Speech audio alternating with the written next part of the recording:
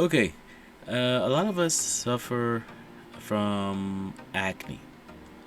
This is one thing I don't suffer from, but it seems to be common among the tens of millions of people, maybe even more, maybe even double that.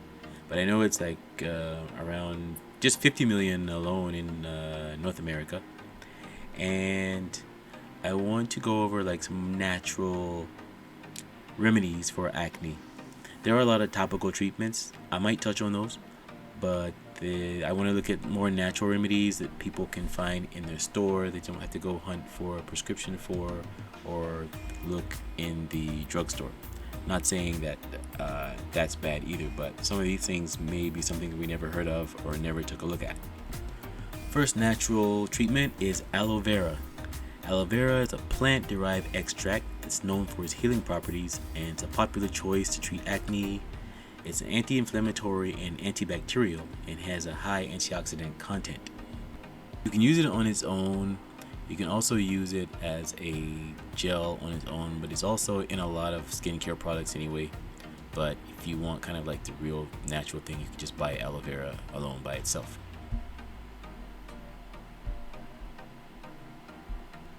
The next treatment is kind of labor intensive, I guess, for lack of a better term. Basically called cold compress. So you take a cold washcloth wrapped in frozen gel pack to kind of inflame the pimples and soothe irritation and reduce swelling. And then you quickly minimize the appearance of the blemishes. So it's just basically a cold compress, cold towel pressed on your pimple or acne. Yeah, somewhat labor intensive, I guess. Next, we have echinacea. Echinacea is an herb. It's widely used to boost the immune system and fight viruses and bacteria. You can use it as an oral supplement or topical application. In one lab study, the echinacea extract was found to have strong anti-inflammatory effect on cell cultures. And they hypothesized that the results could have a potential to be an effective acne treatment and be instrumental in eliminating bacterial inflammation. You could probably use a combination of these natural things. Since it's not like topical treatments where you have all these warnings, don't use this with a certain type of liquid, don't use this with a certain type of food, don't eat certain type of foods when you're using this, or maybe don't mix this with something else. But these natural treatments, maybe, I don't know, depending on your allergies, I guess I would say consult your doctor. I'm not a doctor at all. I just research stuff, so I'm researching natural treatments for those of us who don't want to use any manufactured processed materials. Next, we have green tea. Green tea is a common natural ingredient used in skincare products. I think I've read that on the back of some of those. And they have like these do-it-yourself face mask recipes. I don't do face masks. Usually I see the ladies doing this, so I guess this is big for the ladies. I've never done that, but I've seen it a lot. I think we've all seen that a lot. So you use green tea topically. It's an antioxidant, and they help fight inflammation and redness caused by acne. And they had a research review that said out of 59 studies, they found a link between green tea and reduced sebum production. I don't know what sebum production is. I guess that's related to acne. I guess we can Google that. They found evidence to support the topical application of green tea is effective in reducing sebum production. So I guess sebum production, I'm assuming you can look that up, is related to production in acne. But green tea helps to reduce that. So green tea is another natural option here. Next we have jojoba oil. Jojoba oil is a natural substance with a strong antibacterial and antiviral properties. It's an ideal acne fighter. I've seen that in a lot of soaps actually. They say you can use it on its own. It's found in commercial skincare products. Yeah, I've seen it in soaps. And they say it regulates oil production. Yeah, I guess if you're really oily in the face, it helps. And they say it's similar to the sebum in the body. Jojoba oil is non-comedogenic. I don't know what that means either. Oh, meaning it doesn't clog pores. Okay, it doesn't clog pores. Considered safe for all skin types. Okay, yeah, but with the oily skin, a lot of people do have oily skin. I think the good part, they say people with oily skin, they show less aging, but at the same time you can get a lot of pimples.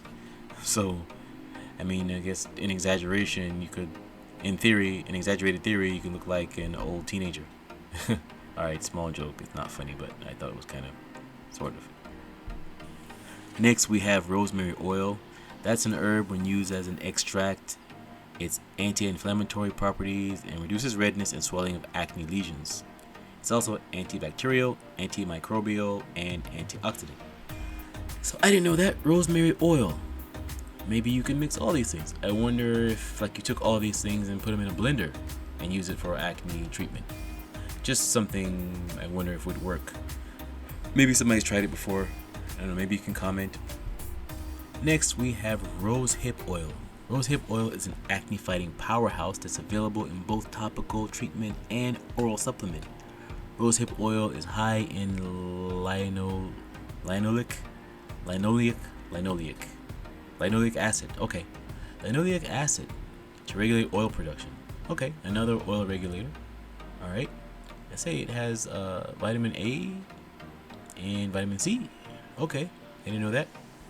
Let's say rosehip oil is especially effective against inflammatory acne and generally safe. It has few side effects. Okay. Yeah, I hope a lot of these don't have side effects. There's a saying that if you can eat it, then you can put it on your skin for treatment. I've heard that before somewhere. Next, there is tea tree oil. Tea tree oil is widely used for treating multiple skin conditions, including acne. It's antimicrobial, anti-inflammatory, and has been proven to treat mild to moderate acne. As with all essential oils, tea tree oil must be diluted first with the carrier oil to avoid irritation. Okay, tea tree oil can cause irritation. Okay. Yeah, I guess you can do the patch test. They do that. I saw somewhere, what did I see?